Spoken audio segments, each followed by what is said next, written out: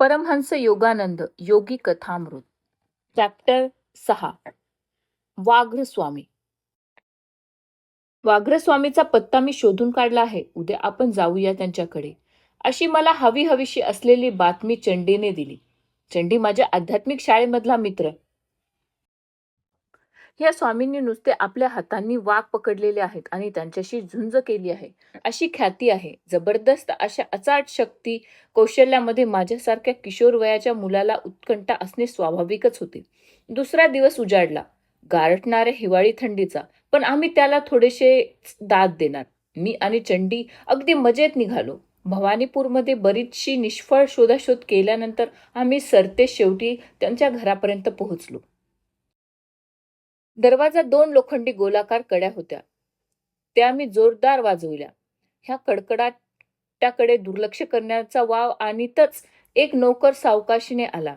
त्याने उपरोधित स्मित जणू असे दर्शवित होते की भेटायला येणाऱ्यांनी कितीही धांदल केली तरी त्यामुळे त्या संताच्या सदनाची शांती भंग होऊ शकत नव्हती. ही नापसंती जाणूनही त्या सेवकाने आम्हास आत बोलवल्यामुळे त्याचे आभार मानावेसे वाटले. बराच वेळ वाट बघत राहावे लागल्याने शंका कुशंका वाटू लागल्या. भारताचा एक अलिखित कायदा असा होता की ज्याला सत्य जाणवायचे आहे त्याला सबुरी असायलाच हवी. म्हणून एखादा गुरु भेटायला येणाऱ्या उत्कंठेशी अशी हेतुपूर्वक परीक्षा घेत असतो. ह्या मानसिक युक्तीचा प्रयोग पाश्चात्य देशातील डॉक्टर व दाताचे डॉक्टर करीत असतात. अगदी भरपूर. शेवटी त्या सेवकाने बोलावल्याप्रमाणे आम्ही शयनगृहात प्रवेश केला. सुप्रसिद्ध सोहक स्वामी गादीवर बसलेले होते. त्यांच्या अवाढव्य शरीराचे दर्शन अजबच होते. आम्ही डोळे विस्फारून पाहतच स्तब्ध उभे राहिलो.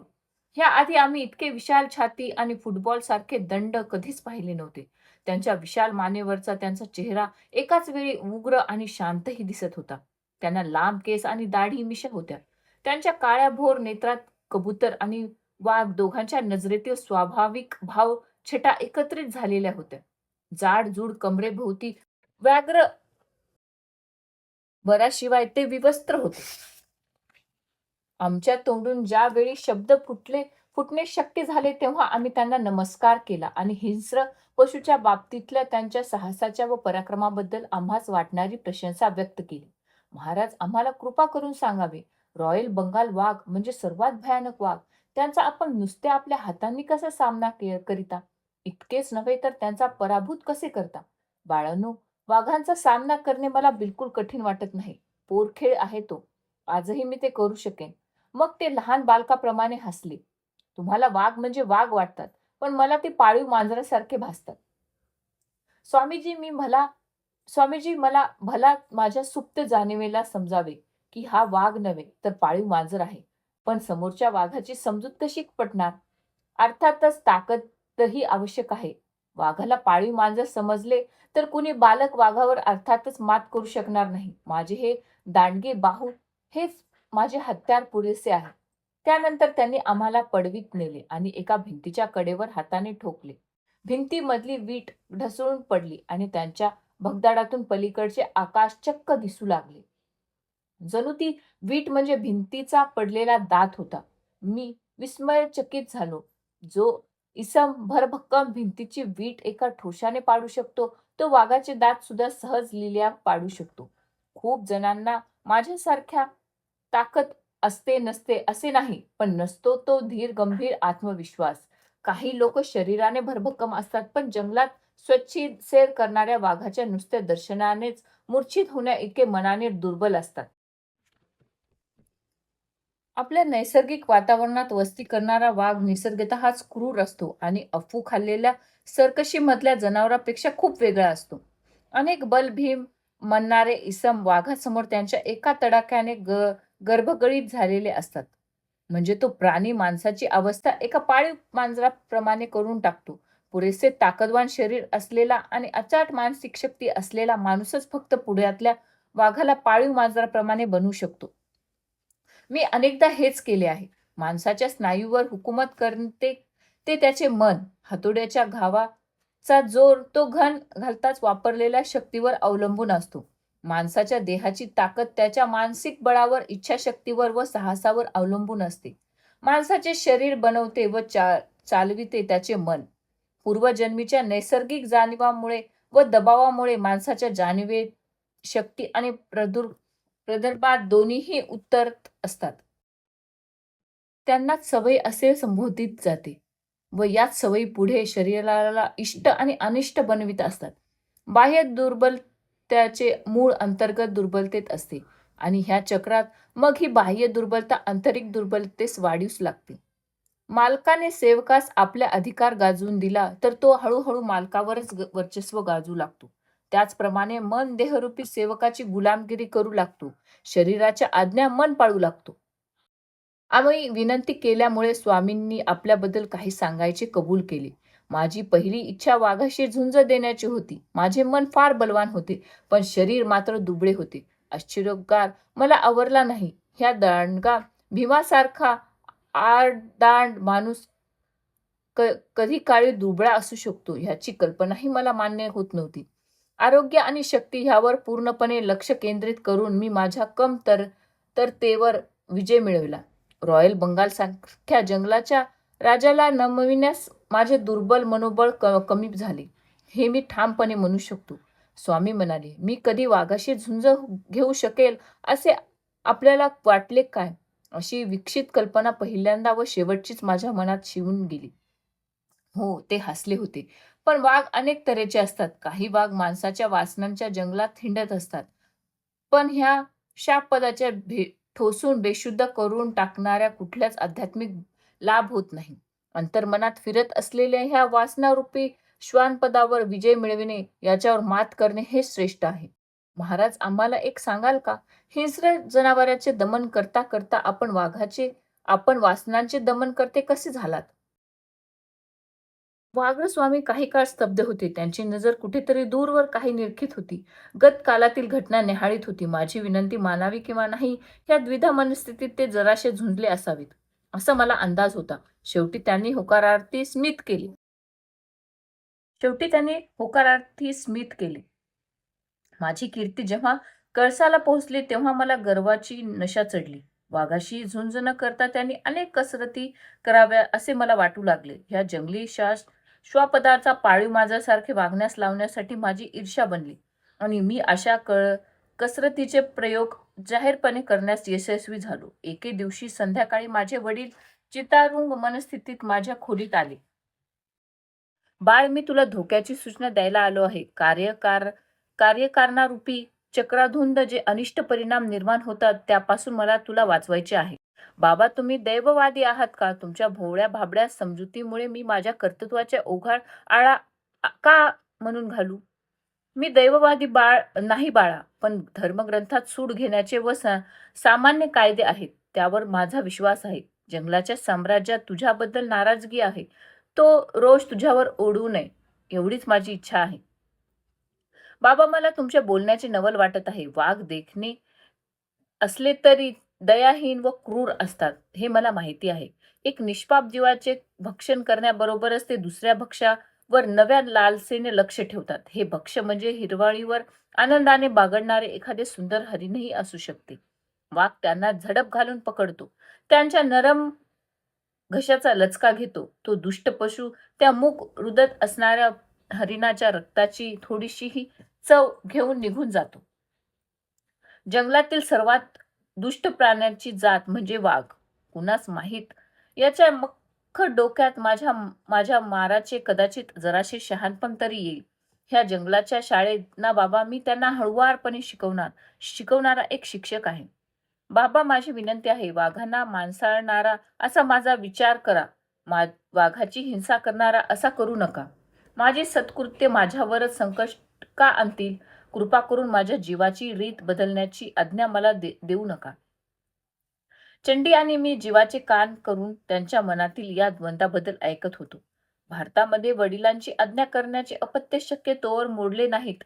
वाघरप स्वामी पुढे सांगू लागले. माझ्या वडिलांनी गंभीरपणे शांततेत माझे बोलणे ऐकून घेतले व त्यानंतर गंभीरपणे ते उद्गारले. बाळ, एका साधूच्या तोंडातून बाहेर पडलेला एक अशुभ भविष्यवाद बोलण्यास तू मला भाग पाडित आहेस. मी नेहमीप्रमाणे वरंड्यात ध्यानस्थ बसलो असताना ते माझ्याकडे आले व म्हणाले, प्रिय मित्रा, तुझ्या ह्या बंडखोर मुलाबद्दल बोलण्यासाठी मी आलो आहे. त्याने हे असले रानटी उपद्व्याप थांबवावेत, नाहीतर ह्यानंतर वाघाशी त्याची दुःखायताई अवस्थेत काढावी लागतील. त्यानंतर तो असले उपद्रव्य सोडून देऊन संन्यासी बनेल. ह्या कहाणीचा माझ्यावर काही परिणाम झाला नाही. मला वाटते की या मातेफिरू धर्मवेड्याने माझ्या साध्या भोळ्या वडिलांना चांगलेच बनवले आहे. यानंतर व्याघ्रस्वामी जसं माझ्या एखाद्या मूर्खपणाच्या कृत्याबद्दल नापसंती दर्शवण्यात करतात, तसा एक हातवार केला. त्यानंतर ते बराच वेळ गांभीर्यपूर्वक स्तब्ध होते. त्यानंतर कथाकाचा सैल धागा त्यांनी परत उचलला, पण आता त्यांचे शब्द मृदू व दबलेल्या स्वरात येत होते. बाबाच्या बोलल्यानंतर लवकरच मी कुंजबिहारीच्या राजधानीत गेलो. तिथला रमणीय परिसर मी पहिल्यांदाच पाहत होतो आणि तिथे बदल व विश्रांती मिळेल असे मला वाटत होते. नेहमीप्रमाणे रस्त्यावरून मी जात असताना लोकांचा घोळका माझ्या मागून येऊ लागला. त्यांच्या बोलण्यातले काही उद्गार माझ्या कानावर येत होते. हिंस वाघाबरोबर लढणारा तो हाच इसम बरं का. अरे, हे त्याचे पाय आहेत का झाडाचे बुंदे? त्याचा चेहरा बघा ना, हा तर वाघाच्या साम्राज्याचा अवतार असला पाहिजे. एक खेड्यातली पोरंबाळं कशी वर्तमानपत्राच्या नव्या कोऱ्या प्रतीप्रमाणे असतात, तुम्हाला माहीत असेलच. त्यानंतर स्त्रिया त्यांनी आणलेले बातमी त्या वायुवेगाने घराघरात पसरून टाकतात. काही तासाभरात सारे शहर माझ्या येण्याची खळबळ उडाली. मी संध्याकाळी आरामात बसलो असताना मला घोड्याच्या टापांचा आवाज ऐकू आला. तो आवाज माझ्या घरापुढेच थांबला आणि गणवेशातले पगडीवाले शिपाई आत आले. मी चकितच झालो. माणसाने बनविलेला कायदा लोक काहीही करू शकतात, मी मनाशी म्हटले. मला जे काही माहीत सुद्धा नाही त्याबद्दल मला हे फैलावर का घेत आहेत? पण आश्चर्य, ते अंमलदार मला जरा आगाऊ विनयाचे अभिवादन करीत होते. सन्माननीय साहेब, कुंजबिहारीच्या राजपुत्राच्या वतीने आपले स्वागत करण्यासाठी आम्ही आलो आहोत. त्यांनी आपल्याला उद्या सकाळी राजमहालात येण्याचे आमंत्रण दिले आहे. मी थोडा वेळ ह्यावर साशंकपणे विचार केला. काही अनाकालीन कारणाने माझ्या शांत राहण्यास आलेला हा अडथळा मला नकोसा वाटला. पण पोलीस अंमलदारांच्या नम्रतेचा माझ्यावर परिणाम झाला आणि मी ते आमंत्रण स्वीकारले. दुसऱ्या दिवशी मी आश्चर्यचकित झालो तर घोड्यांची ऐटदार गाडी मला घ्यावयास आली होती. दारापर्यंत एका सेवकाने मला ऊन लागू नये म्हणून एक सजवलेली छत्री माझ्यावर धरली. वा, राजेशाही थाट! त्या शहरातला आणि त्यानंतरचा शहराबाहेरच्या वृक्षामधला प्रवास मला फारच आवडला. खुद्द युवराज माझ्या स्वागतासाठी राजवाड्याच्या द्वाराशी आले होते. त्यांनी आपल्या सोनेरी किनाऱ्याच्या आसनावर मला बसविले आणि स्वतः माझ्या पुढत्यात जरा साध्या आसनावर बसले. ह्या साऱ्या सकारात्मकताची किंमत आपल्यावर मोजावी लागणार आहे, मी मनात म्हणत होतो. माझा विस्मय वाढतच होता. काही जुंजबी बोलण्यानंतर युवराजांचा आशय प्रकट झाला. ते म्हणाले, माझ्या साऱ्या शहरात अफवा पसरली आहे की तुम्ही नुसत्या आपल्या हातांनी वाघाशी झुंज करिता. हे खरे आहे का? होय, हे खरे आहे. माझा यावर विश्वासच बसत नाही. तुम्ही कलकत्त्याचे बंगाली आहात, शहरातल्या शुभ्र तांदळावर वाढलेले. मला खरे काय ते सांगा. तुम्ही फक्त लेच्या अफू चारलेल्या वाघाबरोबर झुंज घेत असाल ना? त्याचा स्वर उंच आणि छस्ती होता. त्याचा प्रातिक ढब होता. त्या अपमानकारक प्रश्नाचे उत्तर मी दिले नाही. माझ्या नुकत्याच पकडलेल्या वाघाशी झुंजीचे आव्हान मी तुम्हाला देत आहे. राजा बेगम हे त्याचे नाव. जर तुम्ही त्याच्याशी यशस्वीरित्या लढाल आणि त्याला साखळीने जखडून स्वतः पूर्ण शुद्धीत आणि पिंजऱ्याबरोबर परत याल, तर त्या बंगाल टायगर मी तुम्हाला बक्षीस देईल आणि त्या व्यक्ती व्यतिरिक्त अनेक भेटीही मी तुम्हाला देईन. आणि तुम्ही जर त्याच्याशी झुंजण्यास कबूल नसाल, तर तुम्ही ढोंगी आहात अशी मी प्रांतभर दवंडी पिटवेन. त्याच्या हे अपमानकारक शब्दाचा माझ्यावर बंदुकीच्या गोळ्याप्रमाणे प्रहार झाला. मी रागातच ते आव्हान स्वीकारले. युवराज अस्वस्थपणे खुर्चीतून अर्धवट उठले आणि तसेच परत बसले. त्यांच्या मुद्रेवर हिंसक स्मित होते. लोकांवर हिंसक सिंह वाघ सोडीत त्यांची क्रूर हत्या करावी व ते क्रूर दृश्यांनी आपली करमणूक करून घेत त्याचीच आठवण झाली मला. आजपासून एका आठवड्याने ही झुंज होईल. मी तुम्हाला त्याआधी त्या वाघास बघू देणार नाही. मी दिलगरी आहे. मी त्या वाघास मंत्रमुग्ध करीन किंवा गुप्तपणे त्याला अफू चारीन अशी भीती त्यांना वाटत होती की काय, कोण जाणे. मी राजमहालातून परतण्यास निघालो. आता त्या शानदार गाडीचा आणि छत्री धरणाऱ्या सेवकाचा पत्ताच नव्हता. पुढच्या 8 दिवसात मी माझ्या मनाशी व शरीराशी ह्या आगामी दिव्याला तोंड देण्याची तयारी करीत होतो. नोकर चाकराकडून अनेक सत्य व काल्पनिक कहाण्या माझ्या कानावर आल्या. त्या संन्यासी बाबांनी माझ्या वडिलांना जे सांगितले होते ते हळूहळू साऱ्या प्रांतभर पसरले होते आणि त्याला मोठी रूपे प्राप्त होत होती. खूपसा खेडवळ लोकांना तर असे वाटत होते की देवानी शाप दिलेला एक नीच भूत वाघाच्या रूपाने पिंजऱ्यात असेल. हा राक्षस वाघ माझा नक्षा जिरवण्यासाठी देवाने पाठविला आहे. दुसऱ्या सुपीक कल्पनेतून निघालेला तर्क असा की जंगलातील प्राण्यांनी केलेल्या व्याघ्र देवतेच्या प्रार्थनेला म्हणून हा वाघ राजबेगमच्या रूपात आलेला आहे. मला शिक्षा देण्यास हा कारणीभूत होणार आहे. साऱ्या व्याघ्र जमातीवर आक्रमण करणारा हा उत्कंठ माणूस कातडीवर त्याच्या सारखी लव पण नसलेला हा प्राणी तीक्ष्ण नजरेने पंजे असलेला गंभीर पायाच्या वाघाला आव्हान देतो. म्हणजे काय, साऱ्या अपमानित झालेल्या वाघांच्या रोषाचे विष एकत्रित होऊन गर्विष्ठ व वाघांना पराजित करण्याचे धाडस करणाऱ्या ह्या माणसास धडा शिकवण्यासाठी राजबेगमच्या रूपाने अवतरले आहेत, असे खडूस जाहीरपणे बोलत होते. व्याघ्रस्वामी पुढे सांगू लागले. माझ्या सेवकाने मला पुढील बातमीही पुरवली. म्हणे हा युवराज मनुष्य व पशु ह्यांच्यामध्ये झुंज लावण्यात निष्पाप आहे. आपल्या खास देखरेखीखाली त्याने धूळ, ऊन, पावसाचा त्रास होऊ नये म्हणून भक्कम रिंगण तयार करून घेतले आहे. तिथे हजारो लोकांना बसवायची सोय केली आहे. त्या रिंगणाच्या मधोमध एक विशाल भक्कम पोलादी पिंजऱ्यात राजबेगम बंदिस्त आहे. या पिंजऱ्याभोवती सुरक्षितेसाठी बाहेरून एक भक्कम काड्यासारखी खोली सुद्धा बनवली आहे. माझी मेजवानी त्याला देण्याचा युवराजांचा मानस असावा. मी व राजबेगम यांच्यामधल्या ह्या अद्वितीय झुंजेची घोषणा दवंडी नगारे वाजवून केली गेली. शहरातल्या आणि आसपासच्या लोकांनी उत्कंठतेने तिकीट विकत घेतली. झुंजीच्या दिवशी शेकडो लोक तिकीट नसल्यामुळे निराश होऊन परतली. बरीच माणसे तंबूच्या फटीमधून आत शिरली. मिळेल तिथे दाटी करून उभी राहिली. असे जसे जसे व्याघ्रस्वामीचे कथानक पुढे पुढे जात सर्वोच्च बिंदूकडे जात होते तशी माझी उत्कंठा शिकेला पोहोचत होती. चंडीच्या तोंडातून तर शब्दच फुटत नव्हते. राजा बेगमच्या गणगणी भेद डरकाळ्या जमलेल्या जमावाला जरासा भयभीत करीत होत्या. मी शांतपणे तिथे गेलो. माझ्या कमरेभोवती छोट्या वस्त्राशिवाय दुसऱ्या कुठल्याही वस्त्राचे आवरण किंवा संरक्षण माझ्याजवळ नव्हते. मी संरक्षण कक्षाची कडी उघडली. आत शिरलो आणि शांतपणे आतून कडी सरकून बंद केली. वाघाला रक्ताचा वास लागला. त्याने आपल्या पिंजऱ्याच्या भक्कम गजावर धडक उडी मारली. जणू माझे अक्राळ विक्राळ स्वागतच केले. जरा समूह सहानुभूतीमय भयाने स्तब्ध होता. मी त्या भयानक हिंस्र प्राण्यापुढे भयभीत कोकरासारखा भासत होतो. एका क्षणार्धात मी पिंजऱ्यामध्ये गेलो आणि दार धाडकन लावले. राजा बेगम माझ्यावर कोसळला. माझा उजवा हात चिरफाडून गेला. वाघाची मनुष्य रक्ताची हाव अनावर असते. सर्वोच्च मेजवानी त्याची. माझे रक्त घळाघळा वाहत होते. साधूची भविष्यवाणी खरी होणारच होती कदाचित. मला अशी जखम पूर्वी कधीच झाली नव्हती. असा भयंकर हल्ला कधीच झाला नव्हता. माझ्या रक्तभंबाळ बोटांना मी माझ्या लंगोटा आड आडोसा दिला आणि डोळ्यात डाव्या हाताने एक जबरदस्त हाड मोडण्याजोग ठोस वाघाच्या मस्तकावर घालला. तो पशु हादरला. मागे मागे सरकू लागला. पिंजऱ्यामध्येच घिरट्या घालू लागला. पण मग अचानक आचके देत पुढे उसकला. माझ्या जगविख्यात ढोसाने त्याच्या मस्तकावर भारी प्रहार करून ठेवला होता. मानवी रक्ताची एकदा चटक लागली की वनपशु वेडापिसा होतो. राजा बेगमचे तसेच झाले होते.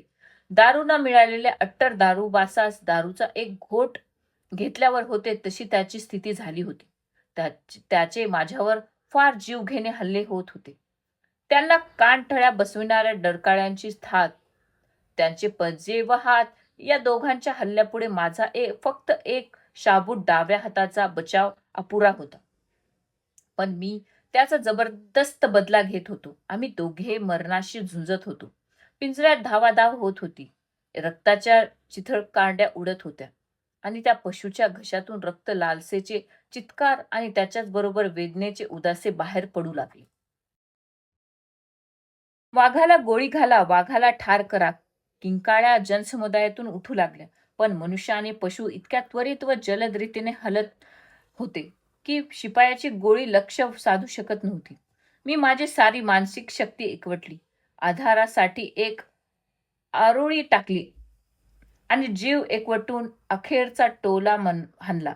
तो पशु कडमडून खाली पडला आणि निष्पीत पडून राहिला. पाळीव मांजरासारखा मी नकळत उद्गारलो. स्वामींनी पसंतीचे दिलखुलास हास्य केले आणि ही लक्षवेधक कहाणी पुढे सांगू लागली. सरते शेवटी राजा बेगमचा पराभव झाला होता. त्याच्या बादशाही तोरा उतरला होता. माझ्या रक्तबंबाळ हातांनी मी त्याचा जबडा अति धीराने उघडला आणि त्याच्या ह्या वासलेल्या जबड्यात प्रत्यक्ष मृत्यूच्या तोंडात माझे शिर दिले. अगदी थरकाप उडवणारा क्षण होता तो. मी साखळदंड कुठे आहे तो पाहिला.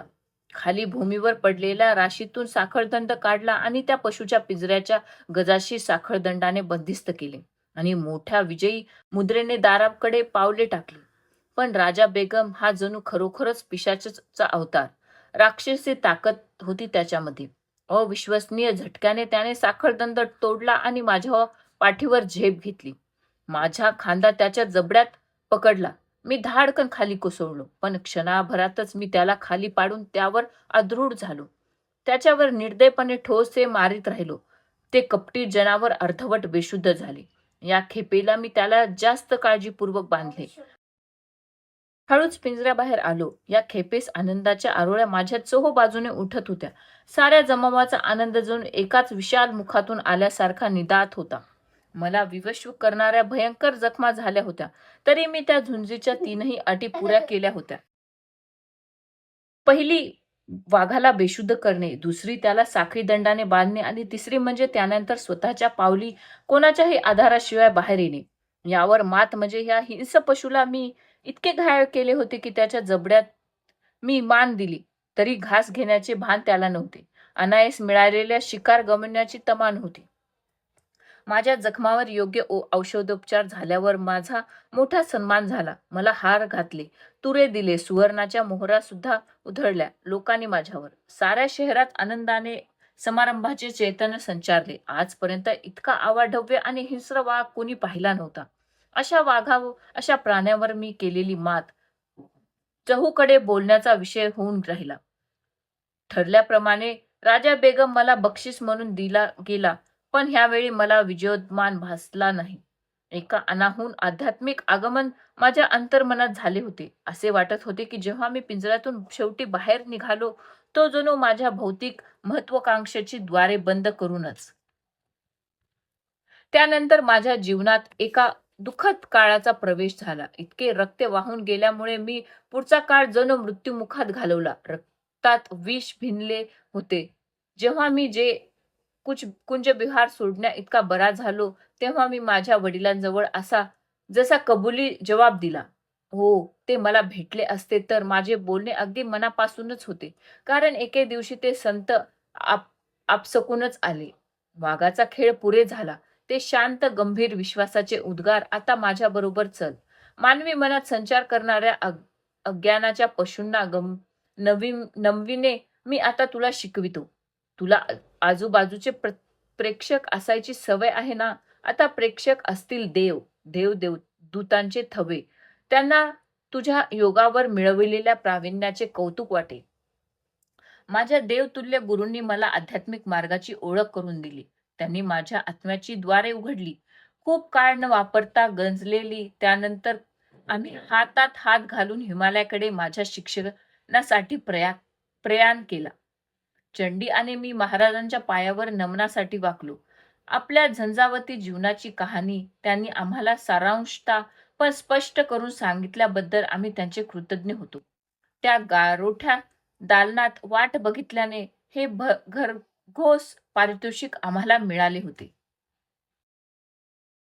हा अध्याय इथेच संपला आहे. भेटूया आपण आपल्या पुढच्या अध्यायासोबत. थँक्यू.